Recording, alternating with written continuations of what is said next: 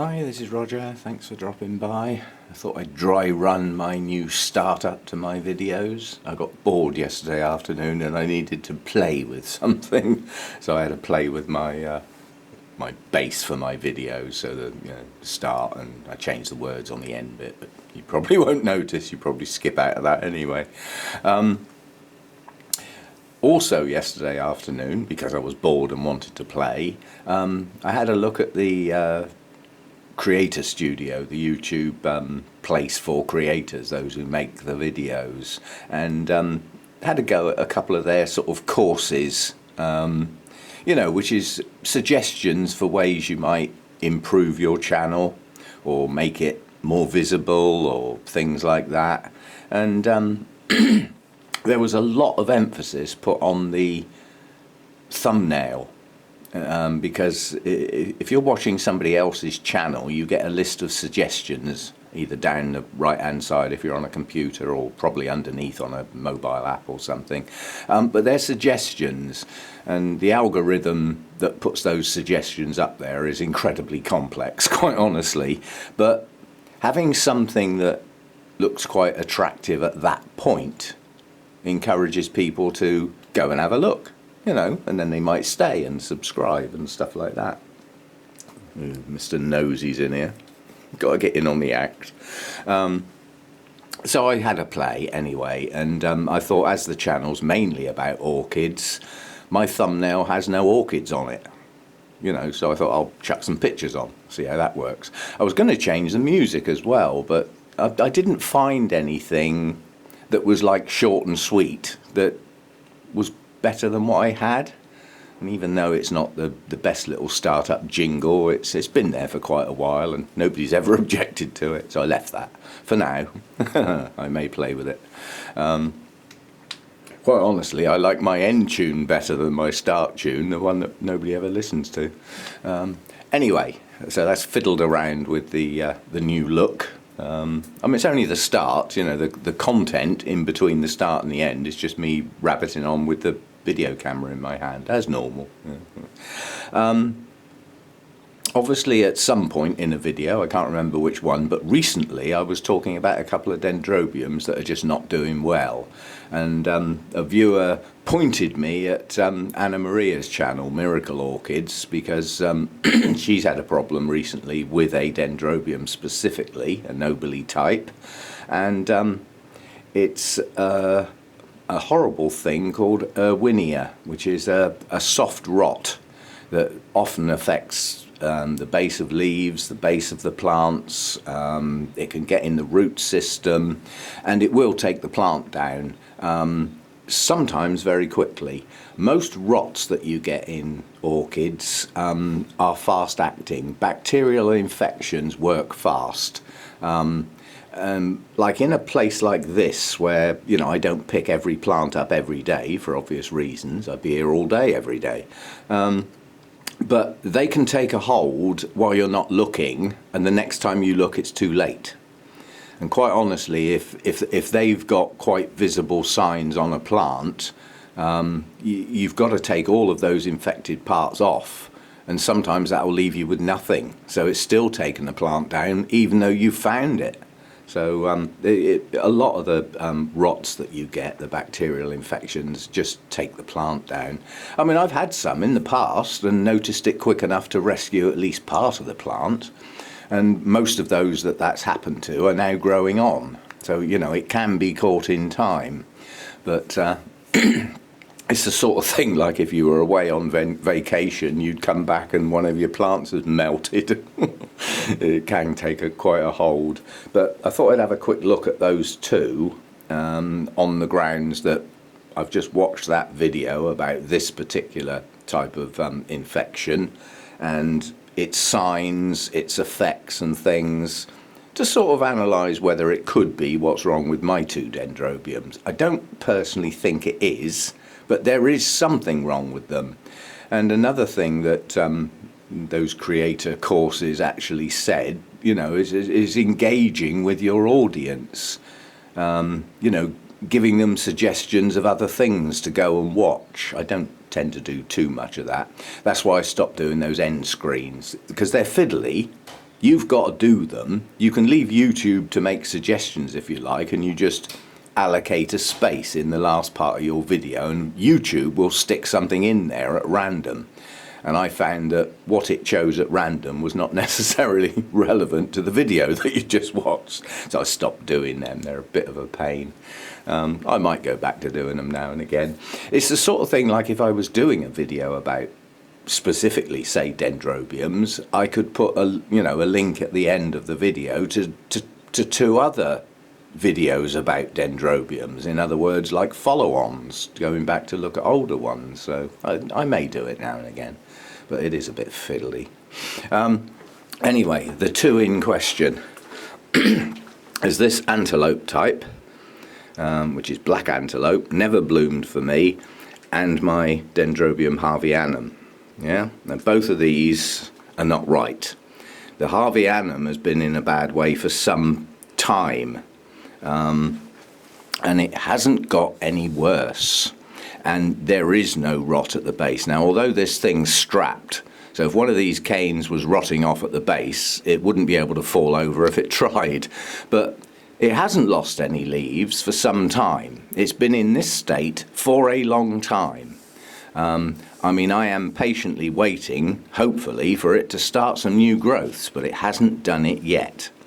It's been repotted, it's in newish media, it hasn't been in this pot too long, but there's no activity on this plant whatsoever. It did push out some blooms earlier this year, and now it's just stationary, it's just stopped growing.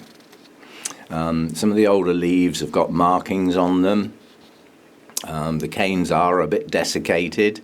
Quite honestly, the older canes on this particular type of dendrobium do go a bit like this, and I've got no new ones to say that there's an effect on the plant. If I had some plump new canes on here that were doing this, then I could say it's not getting hydrated, it's lacking, which could be its root system being inefficient, or in this case not very existent, because this really didn't have many roots on it.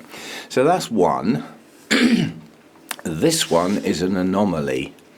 It was bought with these two canes and one that stuck out sideways, which when I repotted it I took it off because it kept knocking other plants over. So these were the two original canes, and these two were new growths at the time. Yeah, and I believe this plant came from Equigenera. Therein possibly lies a problem because of the way they wrap and transport their plants, because they have to be bare rooted. There is plenty of room for infections to spread amongst their plants in transport. It's all in the name, Equigenera, they come from Ecuador. They've got to come over to the UK. That transport has problems. You've got moist-rooted plants wrapped up in papery stuff and all squashed in together and transported probably in the dark, and then dug out for a show, put back in, dug out for another show. They don't get treated that well, really. So it's possible this has had an underlying problem for some time. Anyway, the problem has manifested itself on these two large growths in the shape of lower leaves are yellowing from the base outwards. They do have patches on them. The leaves higher up do have some markings on them. These were bright shiny green, and they are no longer that way. So that's what it looks like. The leaves are firm. It is hydrated. Certainly with the Erwinia, it manifests itself a lot of the time with sunken spots. It effectively destroys cells. The cells collapse. So where you've got collapsed cells, the leaves just get spots on them. They're sunken, yeah? And I haven't got any of that, yeah? It's just discoloration, that's all. And if I get that one out of the way and turn this round, we can have a look at the two latest new growths, which are these two. And all of the canes on this plant are big, fat and plump. It does have a root system that's been disturbed because it's been repotted recently. Nonetheless, it has a root system, and it's not showing any signs of dehydration or desiccation. You know, everything's plump. There's nothing soggy about the base, absolutely nothing. It's rigid. Yeah, I mean, this plant isn't even staked. You know, it's firm. So everything about it doesn't show any signs of soft rot. But on the latest growths, there are starting some marks on the leaves. They're still growing, they're still pushing out new leaves. But it's a worry, yeah? Now, I thought as a precaution, I mean, Anna Maria actually soaked hers in a Physan solution, so a disinfectant, in fact. Now, I do have some of that stuff, but I would have trouble finding a container that could hold enough liquid that I can get the whole plant in. You know, I don't think I've got such a container. Now, I could knock up a Physan spray and spray the whole plant and give the pot a soak as well, because if you've got a bacterial infection, it's highly likely it's in the pot as well as on the plant, you know. And the worst thing you can do if you've got any signs of that sort of thing is get the plant wet, because then the water will run over the whole plant, down into the media, and spread that like wildfire. Yeah, it can only work in sort of in moisture. It doesn't exist in dry conditions because it's got nowhere to breed. You know, it needs water, it needs liquid. So plants that get wet all the time and the water runs down the plant, it's going to be in the pot as well. So I thought, as a precaution, I could spray it with Physan, or I could spray it with a fungicide. Now, I haven't got an in-depth knowledge enough to know whether a fungicide will take out the elements that cause bacteria rot. You know, those little microbes. I don't know. Yeah, but might be worth a try. So I've either got to spray it with Physan and then, you know, leave it for a while and then rinse the plant off and give the pot a rinse through as well, flush, whatever you want to call it. My words won't come out. But both of these plants are a problem. And in my mind, I have no solution because I don't know what the cause is. So again, from my little lessons on YouTube creators, by engaging with your audience, so by showing a problem and just put it out there, you know, maybe somebody's got the answer. Maybe they've experienced exactly the same thing and came up with a definitive solution. I don't know. But at the moment, with these two plants, I am at a loss. I have lots of ideas, but no definitive idea. No, I can't stand here and say I know what's wrong with these two plants and therefore know what the solution is, if you see what I mean. And certainly for this one, it's going to be a shame if that plant goes down. That's probably irreplaceable because it's a very unusual hybrid for an antelope type. I've only ever seen this one, and I haven't seen it before or since. I mean, they haven't got bugs. It's not that. So, yeah, some thoughts might be useful. I mean, I can guess. I can put in loads of guesses, but, you know, and I could do random treatments to see if I hit the spot. But it'd be nice to know exactly what's wrong with it. I mean, on this one, the leaves are slowly but surely dying. Now, these marks up here, I'm pretty confident that it got too much light. You know, we've had rather a lot of that this summer, and the position it was in was fine. In previous years, you know, it had the sufficient light, bloomed well, grew. Yeah, but this year, the light intensity, because you notice the purple colorations on this. I mean, the fact that it's purple, we could go down the road of, well, perhaps it's actually got the dreaded F in there. Yeah, I mean, that'll take roots down, stop growth, can show colorations on the leaves. Only sure way is to cut the rhizome, really. But in the case of a caned dendrobium, I've never had it in a dendrobium before. That doesn't mean to say they can't get it. So I could sacrifice a cane right at the base, because to take the whole plant down like that, it would be quite badly infected. And if it's quite badly infected, the purple ring, the coloration, would have moved up the canes. And if that's so, then this plant can't grow any new growths and it can't put out an active root system, so it would be lost because of the type of plant it is. Things like Vandas and Phalaenopsis, the monopodial type orchids, if they get Fusarium into the stem, it's blocked the stem. So okay, you may be able to cure it and kill it off, but it's not going to make it go away. The stems are still blocked. So if this has got that and got it badly into the stems, which would be a first in the Dendrobium range, but a possibility, then that plant will be lost. If it's in all those canes at the base, then the hydration and the nutrients can't get up the canes, so the canes will die back. And if it's bad in the base of the plant, then it won't be able to produce new growths. So that is a possibility. Again, spraying that with a fungicide is the cure, but it will only stop it spreading. It won't get rid of it as such. The damage is done, so to speak. This is unlikely to be the dreaded F. Highly unlikely. But still a remote possibility, I suppose. But anyway, those are the two problems there. The other problem is, which I left till the end, because some people don't like me talking about it and have complained. Well, one has. The car saga. Right, the ECU in the car has gone off to be tested and possibly rebuilt. The result of that I'll probably know by the end of the week. If it's tested and they can find nothing wrong, they will just send it back. So it will come back exactly as it is now, and the car won't start when it's cold. But I can still start the car.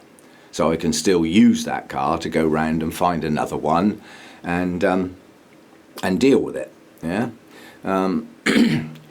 Option number 2 is that they rebuild it and it comes back and the car doesn't start because something's gone wrong in the rebuild and the car will never start again.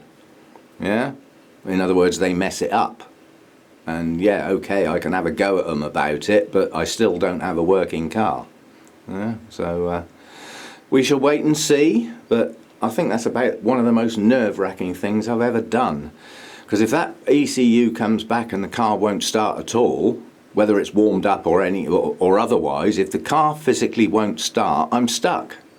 Because I can't use the car to go and get another one, and I can't get rid of it, because it's not drivable. So I'd have to get somebody to come and trailer it and just take it away as sort of parts, scrap for parts, something like that. So it's incredibly nerve-wracking. I hate changing cars at the best of times, but it's my last attempt. I looked at the company that's going to have it when it gets there, and there's well over 1,000 reviews there, and I spent quite a long time going through them, and it's all good stuff, and there's an awful lot of garages and car repairers that use that company repeatedly, all giving good reviews. I found 2 bad reviews, and they were complaints that it took a day longer than they said it would. No complaint about the work they did. They just took 3 days instead of 2 days. I'll live with that. That's not a complaint on my part. Anyway, so I am completely carless now. No transport at all, which is a pain in the proverbial. And as a consequence, sorry Roger, but I had plans of sending your package off. But from here to the post office with a big box is not on, so it's going to have to wait. Sorry, I did have that in mind this week because the heat's gone now, but it's going to have to wait until the car's sorted out and I can get to the type of post office that can deal with a parcel, because they have to weigh it and put a special label on it and all that sort of stuff. And so not the sort of thing I want to walk to. It's a long way away, so that'll have to wait now, I'm afraid. So there we go.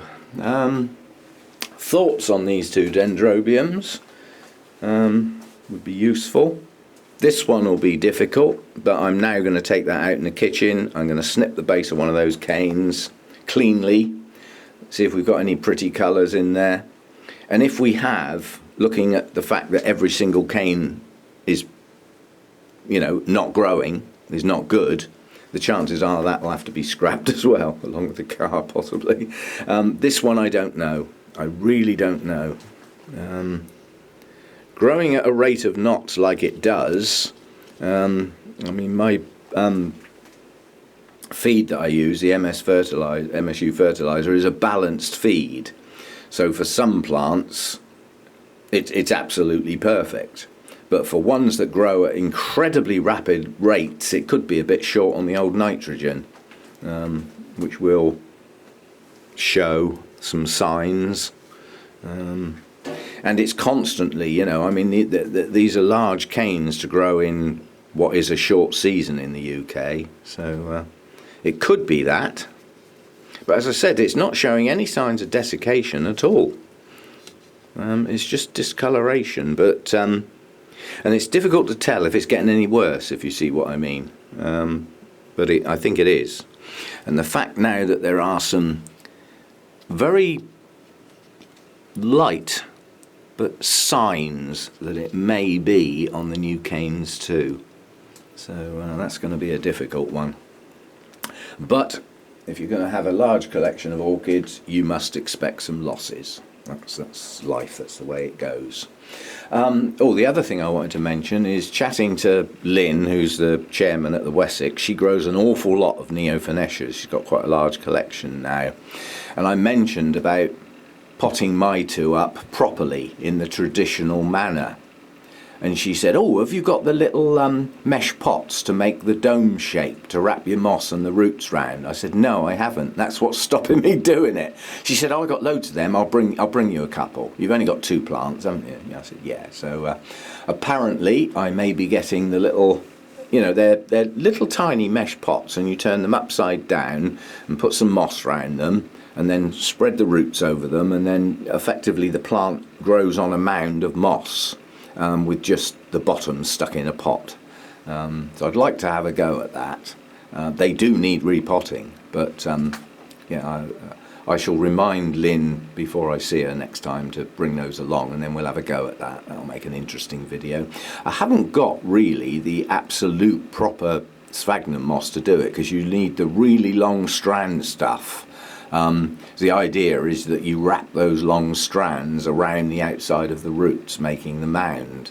Well, the fact that I haven't got the really, really long stuff, I have got quite long stuff, yeah?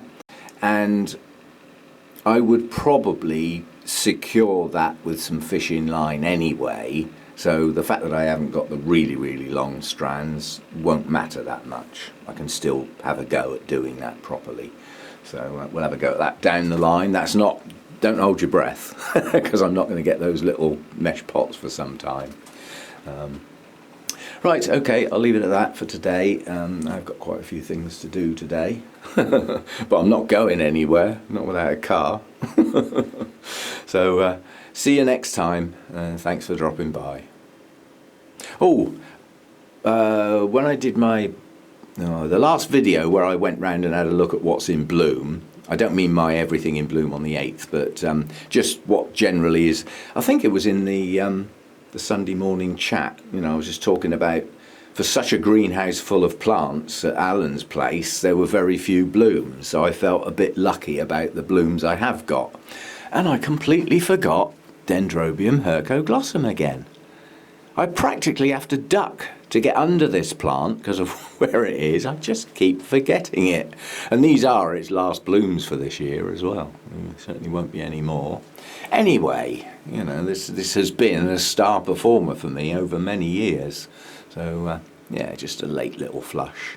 Lovely, delicate little blooms. Anyway, see you next time. Thanks for dropping by. And the bit on the end this time is a big bit. I did say I was going to sacrifice a cane and see if we had the dreaded inside this plant. Strictly speaking, to be absolutely sure, it should be a rhizome cut, but this type of dendrobium has very little in the way of rhizome. It's a base from which all of the canes come out. So to cut that, you're effectively dividing the plant, which I don't want to do because that would also mean getting it out of the pot. So I'm just going to pick What should I pick? One of the oldest leafless canes? Why not? Right, I'm going to get down as low as I can. We'll cut that one off and then we'll have a look at it. It's a very narrow cane. I might not even be able to see anything, but it's got to be worth a try. Come out. Let's try going up a bit. Right, well, initial observations is no purple, but there's some black near the base. I mean, that cane is not clean. You won't be able to see that very well. Quite honestly, the only way really is to do a bigger one, something I can see. Well, the plant's not doing well as it is. Let's try another one that's got a much wider base to it and see what we can see.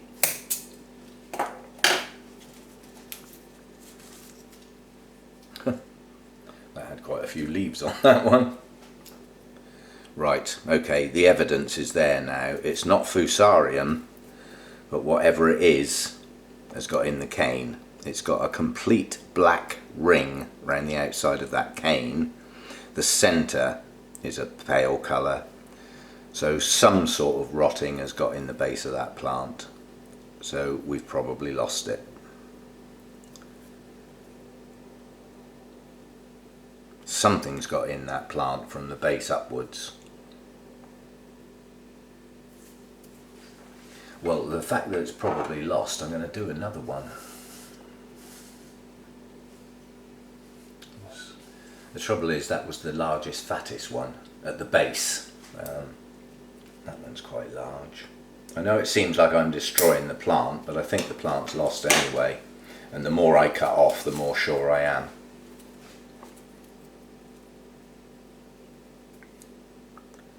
Yeah, there's something has got in the base of this plant, which is stopping it growing. And although it's not, doesn't look like any form of wet rot, something's got in there. And it's around the outside of the canes. There is no sign of purple there. So it's difficult to say.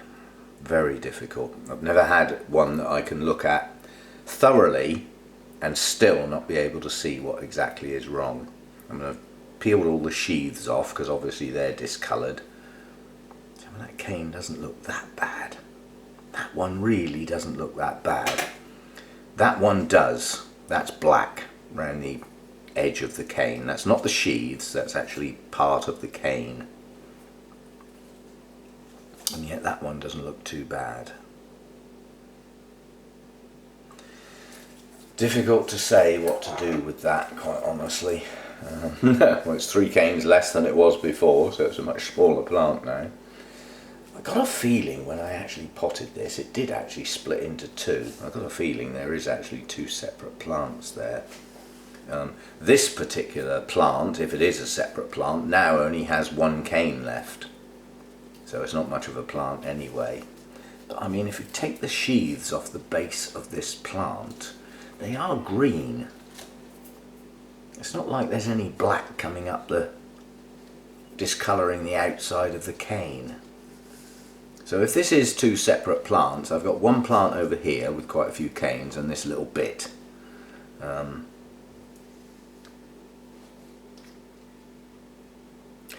I'm at a loss, quite honestly. I can try the Fisan, but if it's already in the base of the plant and done the damage, that's not going to do a lot of good. That will only stop it getting worse.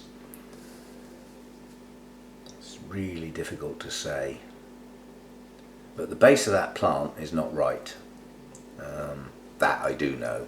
What's wrong with it is difficult to tell. So I think all I can do with this really is leave it to its own devices. Keep it on the dry side, because I mean it hasn't long been watered, so it is quite damp in the bottom now.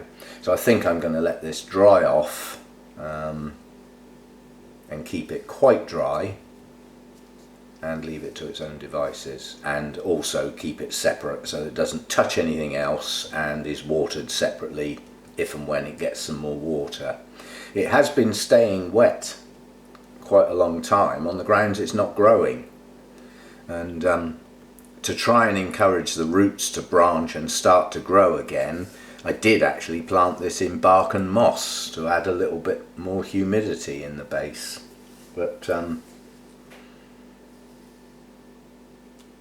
I could try taking it out of the media, giving it a good clean off, at which point I could give it a dip in some Physan, and then try just sort of giving it the sort of semi-hydro treatment. In other words, not let it have any media and just keep the root tips in water, or even keep it dry and just put some water in a glass now and again and see if that sparks it off. But it's in a bad way. There's something definitely wrong with it. So polite answers on a postcard, please. Preferably without the words of hedge and flamethrower. Oh well, I'll see what I can do with it, and I'll let you know how I get on. But I think I'm just going to take that out of its media, allow it to dry right off, and then just whatever roots I've got, I'll be able to see at that point, and perhaps just keep it out of media for a while I can just stand it in a reasonably tall glass and then just add some water in now and again and allow the roots to sort of take on board some moisture and then dry it off again and see if that will kick it back into life. That'd be a shame if I lose that. I mean, it is replaceable. Dendrobium harveyanum does come up now and again. I mean, I've actually got 2 kikis that are supposed to be going off to Ronja when I get the package together. They're my only 2 kikis, and one of them is producing a new growth at the moment. I'm now a little reluctant to get rid of those because they may be all I've got left without trying to buy another one. But the guy that I buy from, although I haven't done it for a long time, from the Netherlands, Orchid Man on eBay, he gets a Dendrobium harveyanum now and again, and several of the EU nurseries have got it listed. So it is replaceable, and I wouldn't want to be without it. It is a nice dendrobium, the frilly one, the one that's got not only a frilly lip but frilly petals as well, and a nice yellow. So I'll see what I can do, but at the moment it's doing bad enough to need something. So I think we'll try it bare rooted for a while, dry it off, and at that point I can give the base of the plant and the root system a soak in the Physan. We'll see how we go, but not looking good at the moment. Yeah, there's something in the base of that plant. We'll see how we go. See you next time.